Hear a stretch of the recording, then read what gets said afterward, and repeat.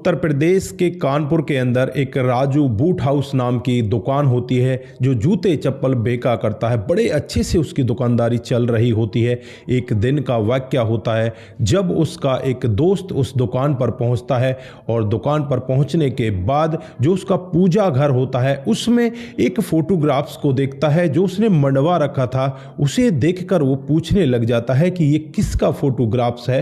तो यहाँ पर जो दुकानदार होता है वो उसे पूरी डिटेल बताने लगता है। तो दोस्त की आंखों में भी आंसू आ जाते हैं, दोस्त भी यहाँ पर रोने लग जाता है। दोस्तों, उस फोटोग्राफ के पीछे क्या पूरी कहानी थी, अगर आप लोग भी पूरे मामले को डिटेल से जानना चाहते हैं तो वीडियो को जरा सा भी स्किप ना करें, लास्ट तक वीडियो को जरूर देखिएगा। आगे बढ़ने से पहले हमारी वही रिक्वेस्ट कि जो हमारे चैनल के साथ नए हैं कृपया करके चैनल को फॉलो कर लें, बेल आइकन को जरूर प्रेस करें। नमस्कार, जय हिंद। आप देख रहे हैं APH न्यूज राहुल रावत के साथ। दोस्तों, आज की जो हकीकत की घटना आप लोगों को बताने जा रहा हूं, उत्तर प्रदेश में एक जिला पड़ता है कानपुर और इसी के एक छोटे से गांव की ये हकीकत की घटना है। यहां पर इस गांव में रहने वाला पति राम किशन अपनी पत्नी साधना के साथ बड़े आराम से रहता है। कुछ दिनों के बाद साधना गर्भवती हो जाती है तो पति बहुत ज़्यादा खुश होता है, चारों तरफ मिठाई बांटने लगता है और खुशी खुशी में झूमते हुए अपनी बाइक को लेकर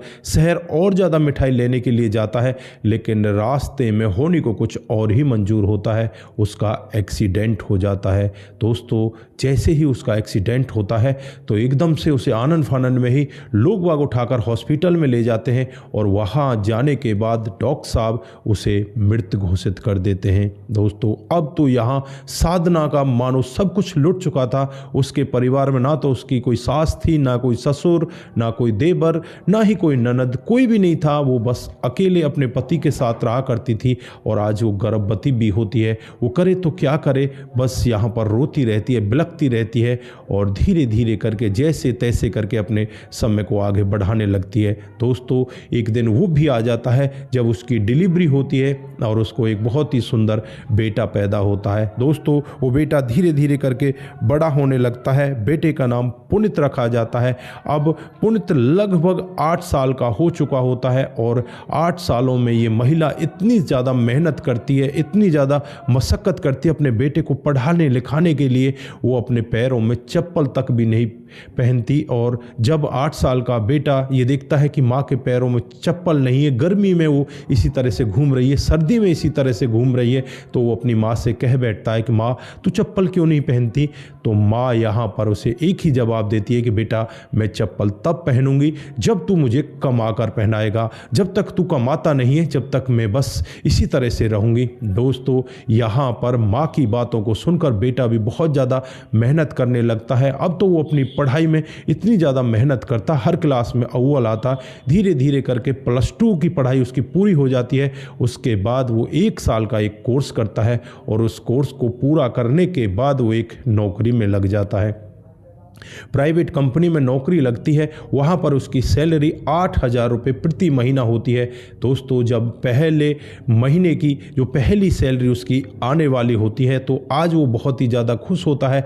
जल्दी से उठता है नहा धोकर और अपनी माँ से कहने लगता है कि माँ, अपने पैरों का नाप बता दीजिए, मुझे आपके पैरों का नाप चाहिए और आज मुझे पहली सैलरी मिल रही है और मैं आपके लिए चप्पल लाना चाहता हूँ। माँ कहती है कि मुझे तो पता ही नहीं मेरे पैरों का नाप क्या है। तो लड़का एक पेपर निकालता है और पेपर को निकालने के बाद अपनी माँ से कहता है कि माँ इस पेपर पर खड़ी हो जा। माँ कहती है कि तू कर क्या रहा है। वो कहता है कि माँ मैं तेरे पैरों का निशान ले रहा हूँ जिससे चप्पल आ सके, और फिर पेन लेकर चारों तरफ उन पैरों के निशान उस पेपर पर बना लेता है। उसके बाद उस पेपर को फोल्ड करता है। फोल्ड करने के बाद वो अपने कामकाज पर चला जाता है। दिन भर पूरे आराम से काम करता है। आज उसके मन में बहुत ही ज़्यादा खुशी होती है कि आज मुझे माँ के लिए चप्पल लेनी है। दोस्तों, अब यहाँ पर जो उसका मालिक होता है वो उसे पैसे दे देता। 8,000 रुपये पाकर आज वो बहुत ही ज़्यादा खुश होता है और खुश होने के बाद वो शहर की जो सबसे बड़ी दुकान होती है राजू बूट हाउस, उस पर चला जाता है और वहाँ जाने के बाद उससे कहने लगता है कि आपकी दुकान में जो सबसे महंगी लेडीज चप्पल है उस चप्पल को निकाल दीजिए। यहाँ पर वो कहने लगते हैं कि आपको कितनी महंगी चप्पल चाहिए। वो लड़का कहता है कि आपकी दुकान में जो सबसे ज़्यादा कीमती चप्पल हो उस चप्पल को निकाल दो। मेरी माँ के लिए मुझे चप्पल चाहिए। दोस्तों अब वो दुकानदार उससे पूछने लगता है कि तुम्हारी माँ के पैर का नाप क्या है, कितने नंबर की चप्पल चाहिए। तो वो दुकानदार से कहने लगता है कि अभी आप रुकिए, मैं आपको नाप दे देता हूँ। फिर दुकानदार पूछ बैठता है कि आप बताइए तो सही तुम्हारी माँ के पैर का नाप क्या है। तो वो दोबारा से वही कहता है कि मैं अभी आपको नाप दे देता हूँ, आप रुकिए। उसके थोड़ी सी सेकंडों के बाद ही वो अपने पर्स से उस कागज़ को निकालता है और उस कागज़ को दुकानदार को दे देता है। दोस्तों इस ज़माने में भी इस तरह से वो लड़का करके लाया। देखने में तो वो लड़का पढ़ा लिखा लग रहा था। वो दुकानदार भी पूछने लग जाता है कि भाई तुम पढ़े लिखे नहीं हो क्या, जो इस तरह से नंबर यहाँ पर छाप कर लेकर आए हो, पैर का निशान बना कर लेकर आए हो। तो वो लड़का कहने लगता है कि भाई मैं पढ़ा लिखा तो हूँ, लेकिन मुझे मेरी माँ के पैर का नाप पता नहीं है, क्योंकि मेरी माँ ने आज तक चप्पल पहनी ही नहीं है। दोस्तों दुकानदार को भी अब ये कहानी बहुत ही ज़्यादा इंटरेस्टिंग सी लगने लगती है और उसे पूछने लगता है कि भैया क्या हुआ था, क्या बड़ी मजबूरी थी, क्या तुम्हारी माँ ने कोई मन्नत मांग रखी थी या कोई और बड़ी वजह थी। तो यहाँ पर वो लड़का कहता है कि मेरी माँ ने कोई मन्नत तो नहीं मांग रखी थी, लेकिन मेरी माँ जो पैसे भी कमाया करती वो मेरे ऊपर खर्च कर देती, और वो यही चाहती है कि जब मैं पढ़ लिख कर कुछ बन जाऊँ तो मेरे पैसों से वो चप्पल खरीदे और उन्हीं चप्पलों को वो पहने। आज मैं अपनी माँ के लिए पहली सैलरी में से चप्पल लेने के लिए आया हूँ।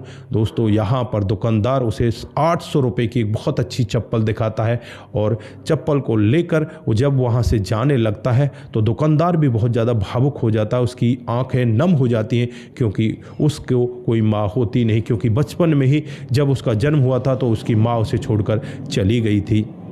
उसे पता नहीं माँ का प्यार क्या होता है। अब ये इतना ज़्यादा भावुक हो जाता है।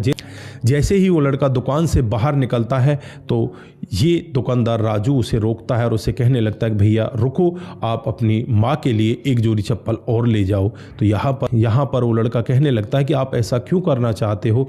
तो दुकानदार कहता है कि भाई मेरी कोई माँ नहीं है और मैं आपकी माँ में ही अपनी माँ का रूप देख रहा हूँ, और मैं चाहता हूँ कि वो माँ कभी भी बिना चप्पल के ना रहे, जिसने इतना बड़ा संघर्ष किया है। माँ शायद ऐसी ही होती होंगी, सारी माएँ ऐसी होती हैं क्या, मुझे इस सब के बारे में नहीं पता, पर तू भाई ऐसा कर, मेरे कहने से एक जोड़ी चप्पल अपनी माँ के लिए और ले जा। फिर वो उन्हीं चप्पलों को 800 रुपये वाले को एक जोड़ी चप्पल और दे देता है। जैसे ही वो वहाँ से जाने लगता है तो उस लड़के को दुकानदार रोकता है कि भाई एक बार और रुकिए, वो क्या निशान मुझे मिल सकते हैं जो तुम्हारी माँ के पैरों के निशान तुमने उस पेपर पर छाप रखे हैं।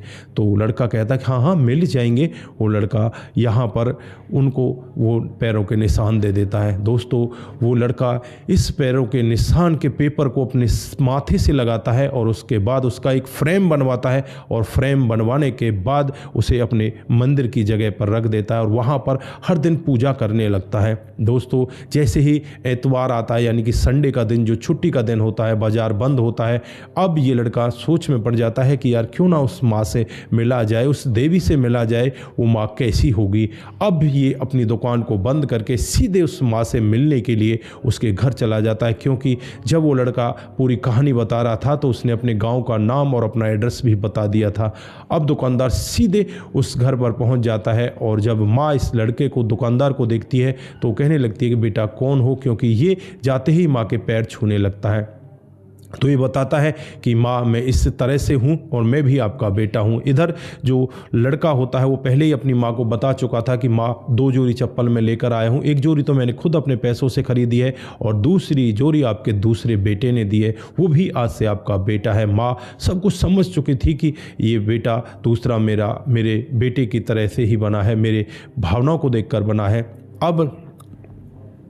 अब माँ यहाँ पर पूरा वाक्य समझ चुकी थी कि ये मामला क्या है। माँ उस बेटे से बातचीत करती है और बातचीत करने के बाद उसे काफ़ी प्यार दुलार करती है, और फिर ये दुकानदार वहाँ से सीधे अपने कामकाज में आ जाता, अपने कामकाज को करने लगता है। उसका कामकाज बहुत अच्छे से चलने लगता है और यहाँ पर इस माँ के अब 2 बेटे हो जाते हैं। एक तो शहर का बहुत बड़ा दुकानदार अब बेटा हो जाता है, दूसरा बेटा अब यहाँ पर अपनी नौकरी करने लगता है। दोस्तों मैं जो पहले आपको कहानी स्टार्टिंग से बता रहा था वही यहाँ पर आकर अंत होती है। इस राजू दुकानदार के पास उसका दोस्त आता है और दोस्त भी जब ये पूरी कहानी सुनता है तो दोस्त की आंखों में भी आंसू आ जाते हैं। वो भी फुट फुट कर रोने लगता है कि माँ कितनी अच्छी होती है, माँ शब्द ही कितना अच्छा होता है। दोस्तों फिलहाल यहाँ पर माँ बेटे दोनों मिलकर बड़े आराम से अपने कामकाज को चला रहे हैं और इनका जीवन बहुत बेहतर तरीके से चल रहा है। इधर ये बेटा भी उस माँ से मिलने के लिए बार बार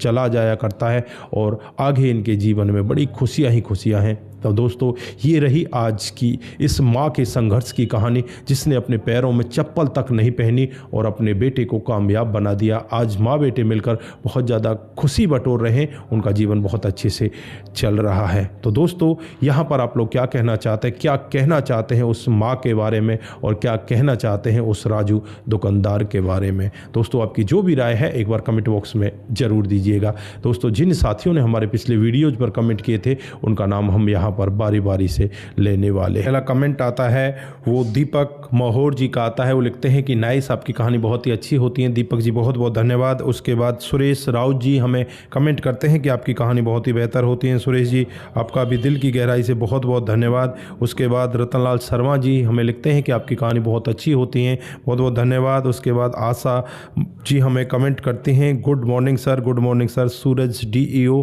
यस यू आर राइट, आपकी कहानी बहुत ही अच्छी होती है। सूरज जी, आपका भी बहुत बहुत धन्यवाद। आप इसी तरह से हमारे साथ कमेंट करते रहें। उसके बाद में अनूप सिंह जी, गुड मॉर्निंग, आपका बहुत बहुत धन्यवाद। शंकर स्वामी जी, आपकी कहानी बहुत अच्छी लगती है। कुमार केसी जी, आपकी कहानी बहुत अच्छी होती है।